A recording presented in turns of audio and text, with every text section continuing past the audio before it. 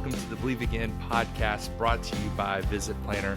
I am your host, Josh Robry, and this season we are hoping to inspire and equip you to relaunch momentum in your ministry. And today is going to be a great example of how we're able to do that by bringing in my good friend, Pastor Brad Hampton, who started SoCo Church in Bentonville, Arkansas in January of 2018. It's been one of the fastest growing and most innovative churches in ARC. And Brad has not only been a good friend to me, but he has continued to innovate and lead the way in church marketing, creating lots of great strategies and tools for pastors to get the word out about their church. And that's what we're going to talk about today with Brad. And so Brad is here with me in his office in Bentonville. How you doing, Brad? Man, I'm doing great. Thanks for the kind introduction. Well, it's you're a legend, and I'm so happy to have you doing this with me. So this is the last episode of the season, but the first episode in the new ARC studio. So thankful for ARC for allowing me to record in here, in this cool space. Yeah, it looks good. Well, so it's, I guess better than my TV in the background. So yeah, you're touching it. Well, you got a beautiful picture of your church there, and I just wanted you to know that you're honored to be the first guest in the new ARC studio on the podcast. So. Man, you saved the best for last. That's huge. Well, Brad, let's jump in here and get to some church marketing, digital marketing strategies to relaunch people's brand awareness in their city. And I want to do that by just kind of jumping into your story for a little bit. So why don't you tell us a little bit about where does your marketing background come from? Because I think it's a little bit different than most pastors. Yeah, I knew at an early age God had called me into ministry, but I never really had a path for that. And so when I got into my early 20s, I was in college. A friend of mine was a part of a software startup all the way back in 2001, asked me to come work for him for the summer. Well, the startup exploded, and I ended up staying there for the next almost 11 years.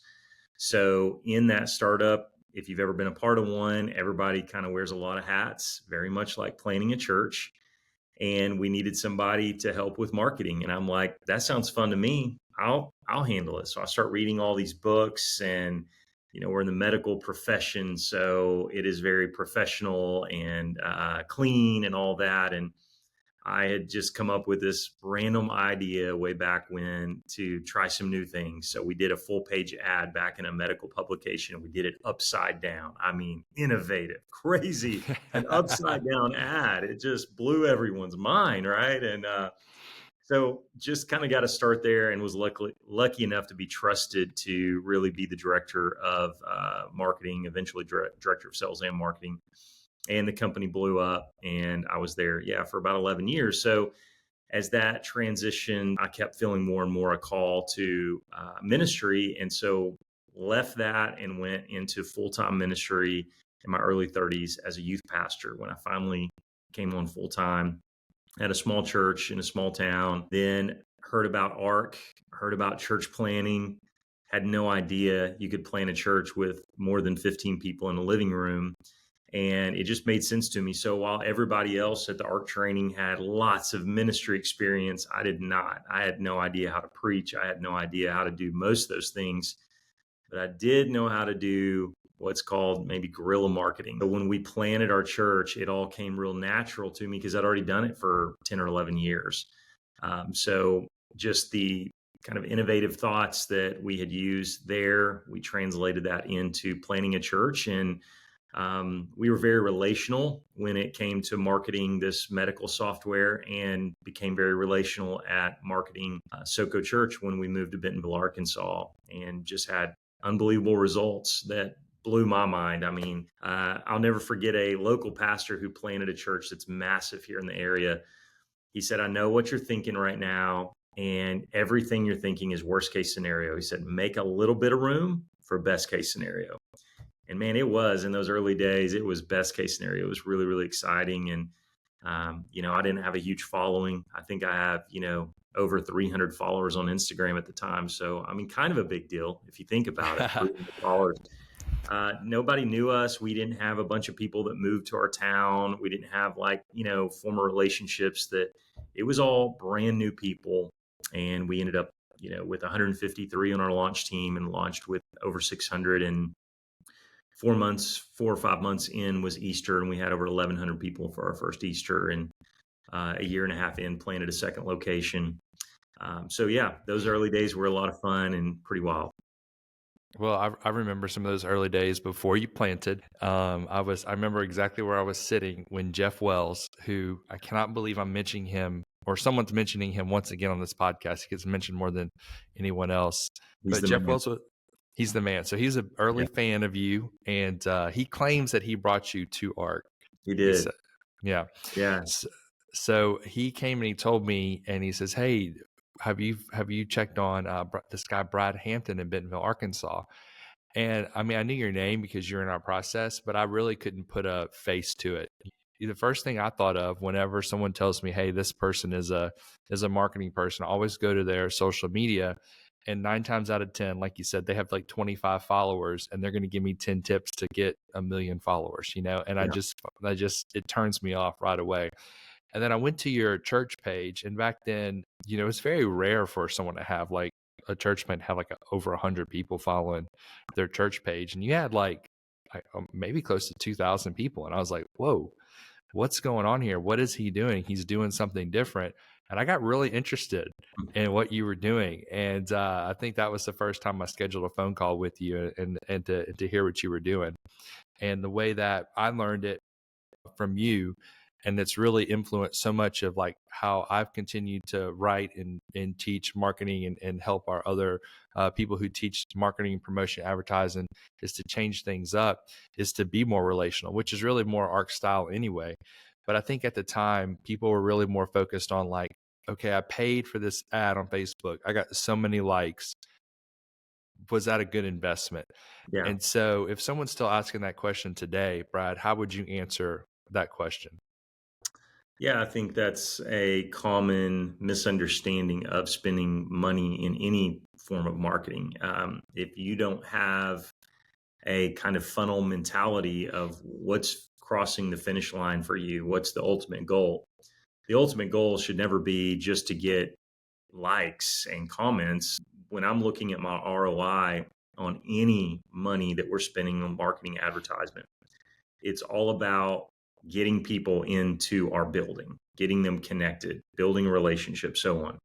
So my ROI is always based on that. And many times it's people just thinking, man, we've got to spend some money here. We got to market or we got to get the word out. So Facebook's telling me to boost a post, let's do it. And not really knowing what that translates to, or let's just send out a mailer and hope for the best. And then, well, how'd your mailer do? I don't really know. And so we need to go a little deeper when it comes to spending any money or even not money organically. Even there needs to be an ultimate goal. So what is the end goal? And the end goal should be either getting people in the seats, or for me it was a one-to-one conversation, whether that was DMing people, whether that was an email, whether that was a phone call, a text message, using Calendly to set up a coffee. But it was all about, like, if I could talk to them one-on-one, I felt really confident about getting them in the doors to one of our startup parties, our launch team meetings, or our launch day. And I still feel that way. If I can get one on one with somebody, if I can cast vision, I feel really good about it. But if it's just me throwing us out there like, hey, here we are, that's not my ultimate goal. That is the funnel approach to get them to a place where I can have a one-to-one conversation, because that's where it's at. And I'm not maybe the greatest salesperson ever, but you can ask any great salesman, and that is their goal as well. It's not just to throw out things. It's how can I get in front of this person one-to-one at some level, some way of communicating one-on-one always helps them hit their goals, right? And so in the same way of planning a church, I want to have a certain number on my launch team. Well, I've got to do more than just boost a post. I've got to have some level of conversation. While you were talking, I was just thinking about the different levels of marketing effort somebody can do and the expectations that go along with it. And I think, when people, go to plant a church or they're pastoring a church and they want to get people to show up, I think about the different approaches. And some people don't really believe in like marketing or using social media. And to me, that's a mistake right off the bat. So that'd be the lowest level of effort because they feel like, oh, just word of mouth. Well, Yeah. Jesus and Paul went to where the people were, and people are online now, and we Yeah. live in a digital world. And to ignore that to me is really, really foolish. And so I think like sometimes when I see someone planting or pastoring and I go to their digital presence and there's nothing there, well, there's like, I went to one church's Instagram post the other day and there's 2 posts this year. Mm. What would you say to someone in that? Because to me, that's got to be the lowest level, right?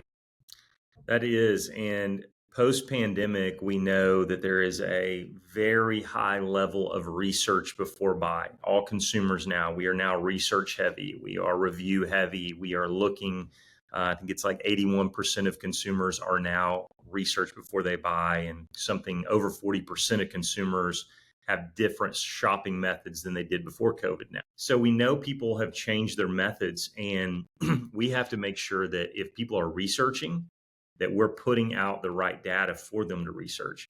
So I was on a call with a church the other day, and it's a good sized church. And while we're talking, I was scrolling. I went to which I always do, I go to your website simply so I can scroll to the bottom and find your social media. I did that. I go to their Instagram link and it's broken. And I'm like, oh man, that is painful.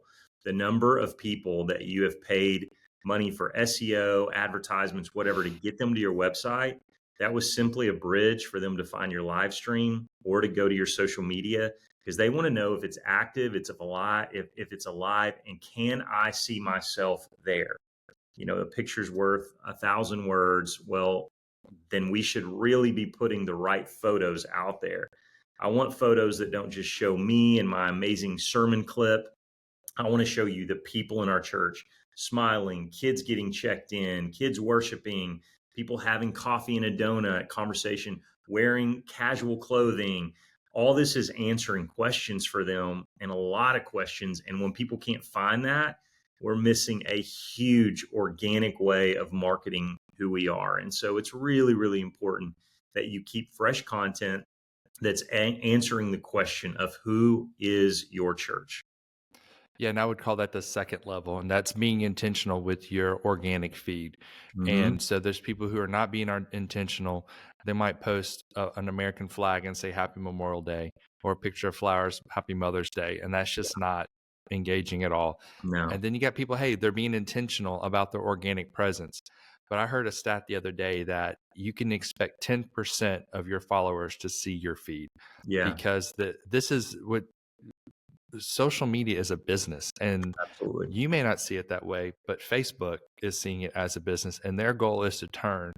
I know it might be hard to understand this, but their goal is to turn every single person that uses it into someone who is paying them money to get their stuff out there. And so if you're a church and you're like, hey, I don't want to spend money, I just want to be really intentional with my feed, you're doing better than some, but you're basically at 10%. What would you say to someone saying, hey, I want to just be intentional, but I think spending money, which I think there's probably 4 or 5 levels, but I think we're on level 2 right now, being Yeah, intentional. What would you your say to social that? media is, I mean, it's dead if it's a waste of your volunteer or staff's time. If you're thinking that your organic social media presence is going to be a billboard or for announcements or whatever else, because the people in your church just are not seeing a lot of that content.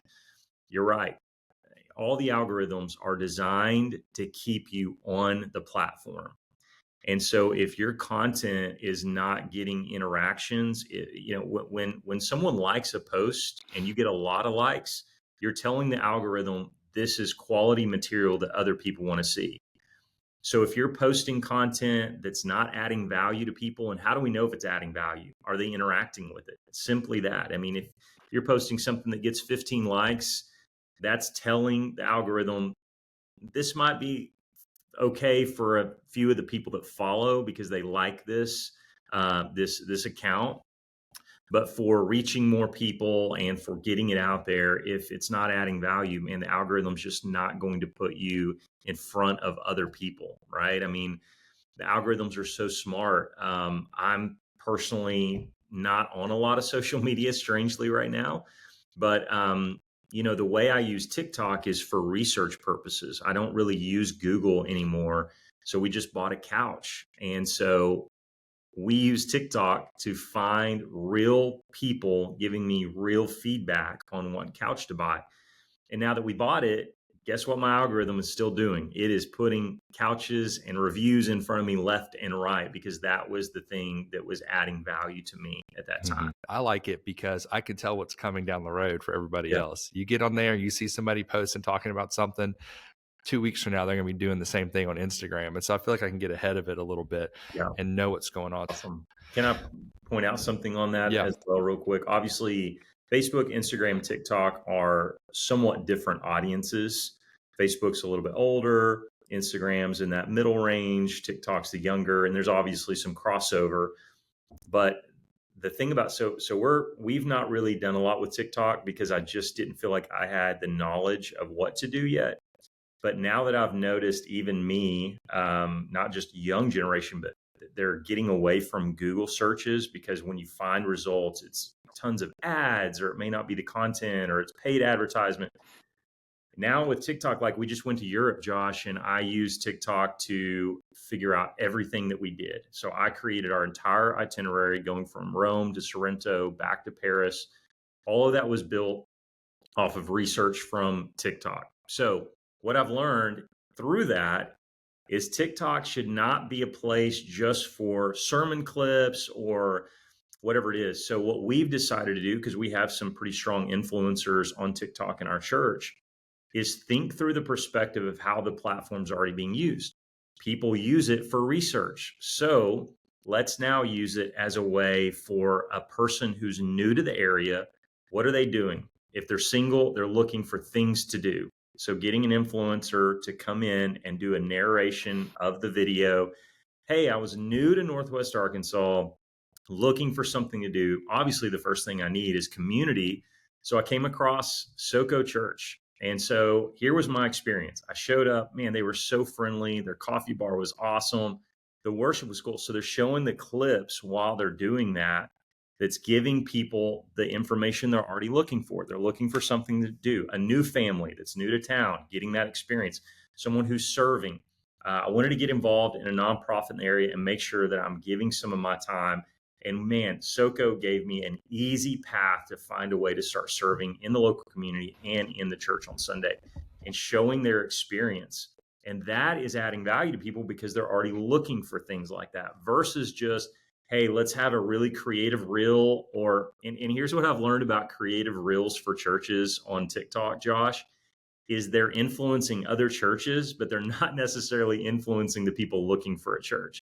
So all these churches start doing each other's same little idea, but that's not resulting in new people coming into the church because they're not looking for cool or creative. They're looking for information that fits what they're shopping for, if you will.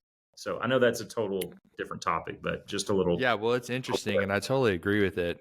I've learned so much on TikTok. It's in just a short period of time than I've ever learned on any other platform. Yep. And I go there to learn about different cultures, different experiences, Yeah. DIY projects. No, it's just a funny thing. Well, it used to be, but it's not now. Now it is super, super research driven, and that's what people use it for. And if you're not, you should try it out. So think about what are people looking for in your community that's related or translates to who you are as a church. And so that's what we're about to roll out because we finally feel like we have a value that we can add to TikTok versus just trying to have the funny, creative posts like the things someone's already looking for. You're highlighting a very good point for people using TikTok. Okay, so I think the third level of using social media is you're using it strategically, and you're paying for it, but you're not really doing the personal interaction. So you might even be spending $1,000 a month towards it and feel like, oh, digital ads are not worth it. Have you ever met someone with that experience? And what would you say to someone who's spending a lot of money but not getting a lot out of it because they're not doing that last piece?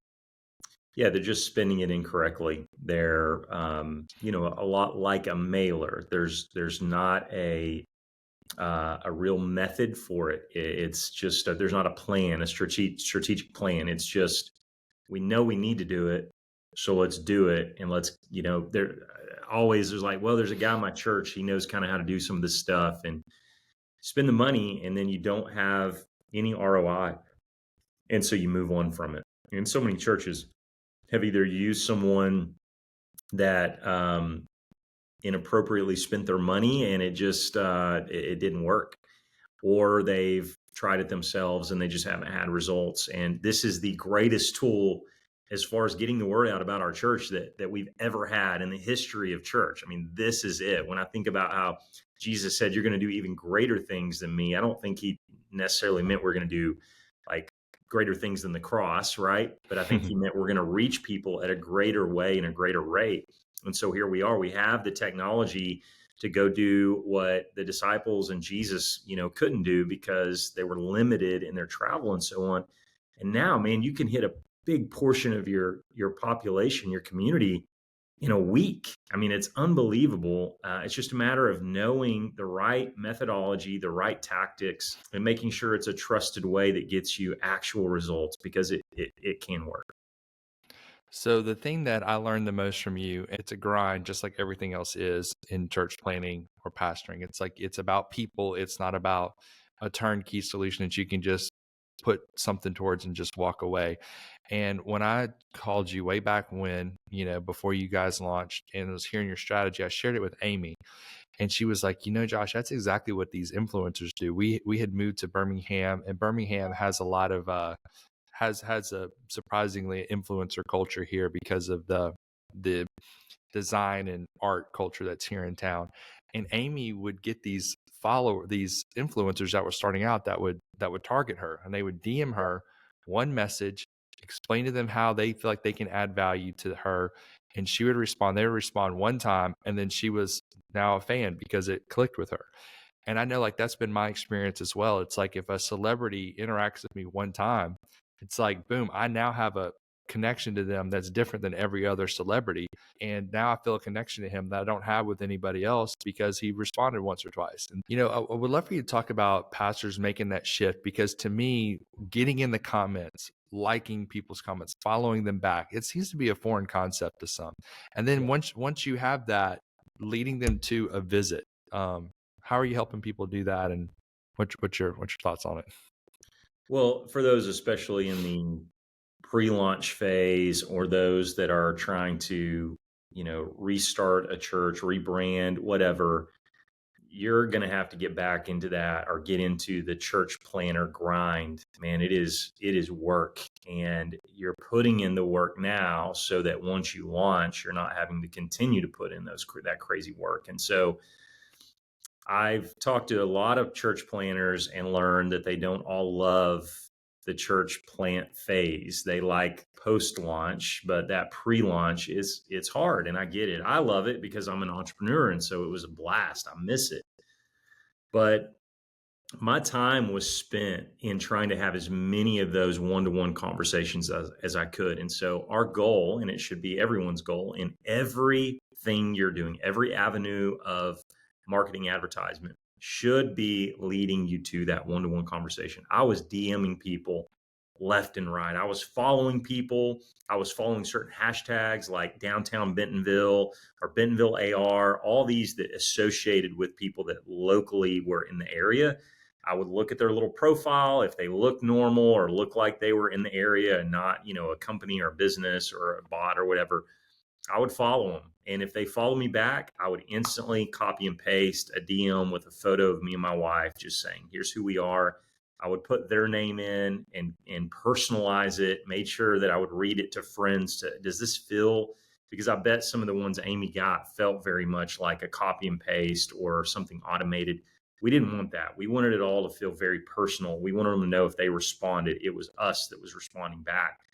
And I think even in the church now, like big churches, they're not building as big of churches anymore. They're building smaller seats, multi-campus.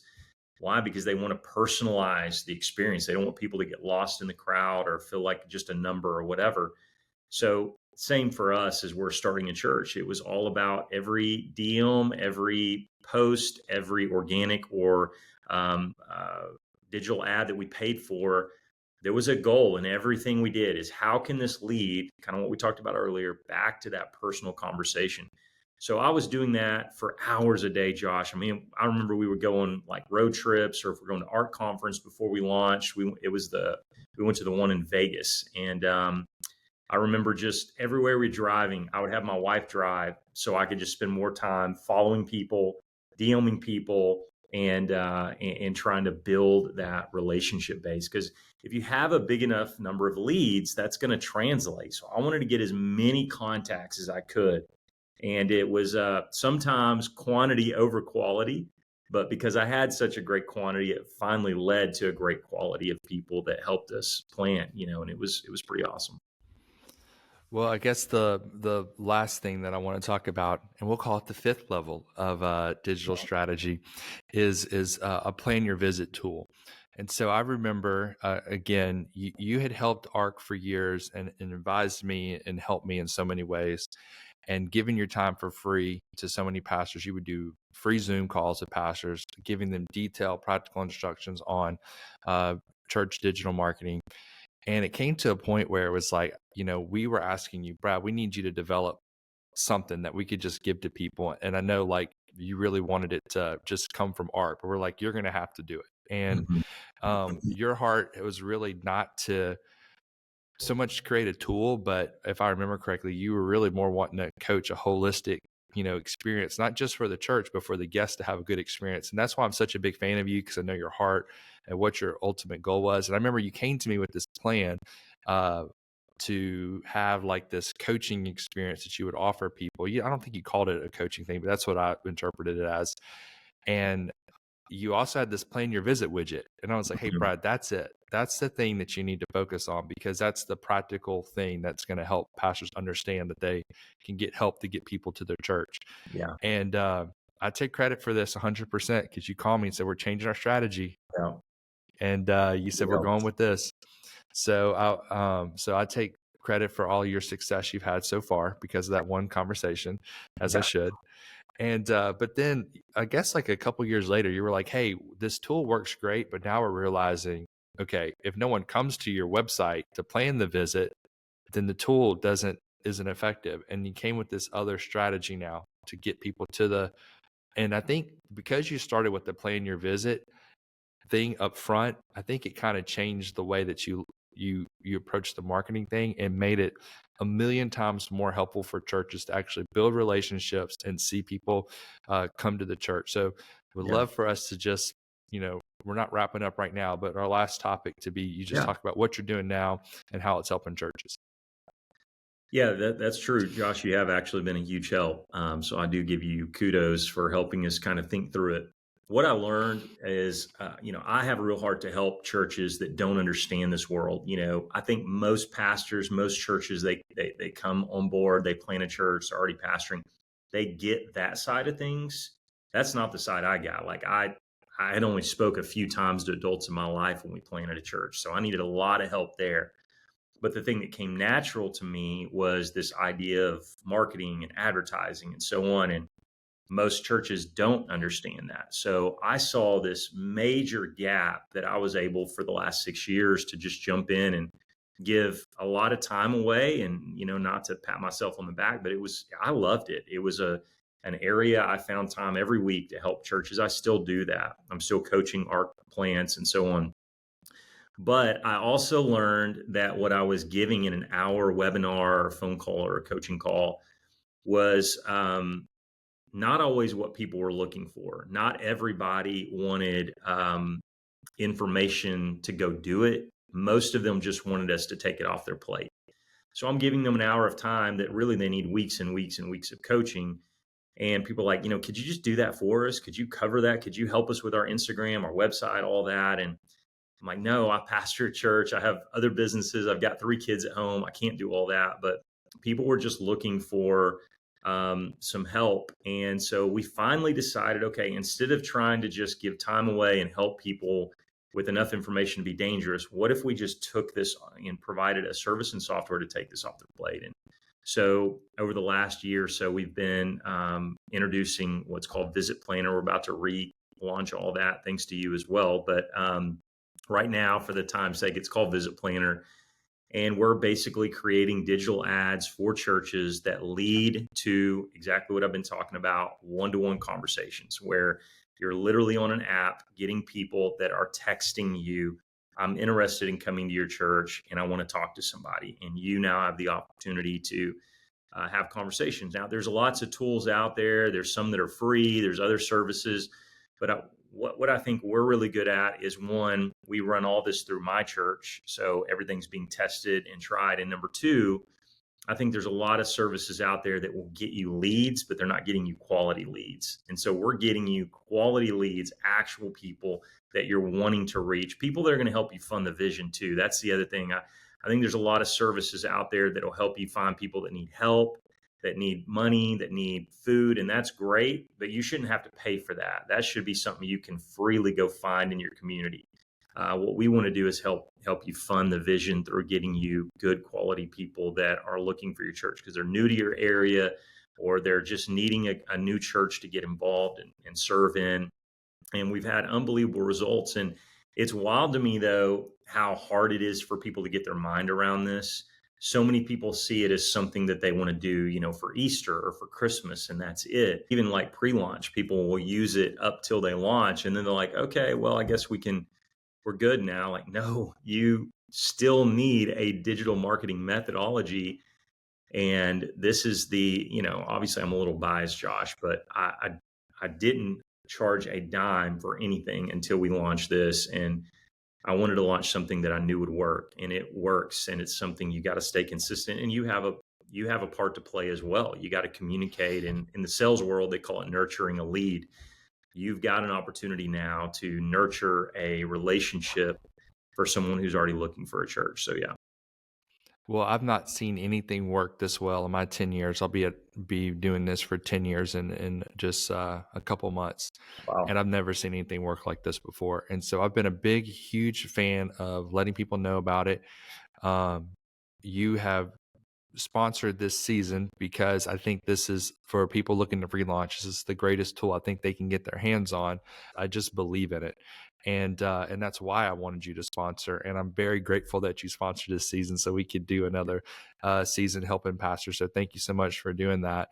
I just hope everyone that's looking to add new people to their church checks out Visit Planner, because I really, really think it's going to help you out. And you're still early adopter. You're still could be the first church using this in your city. And that is going to give you increased returns on doing this. Yeah.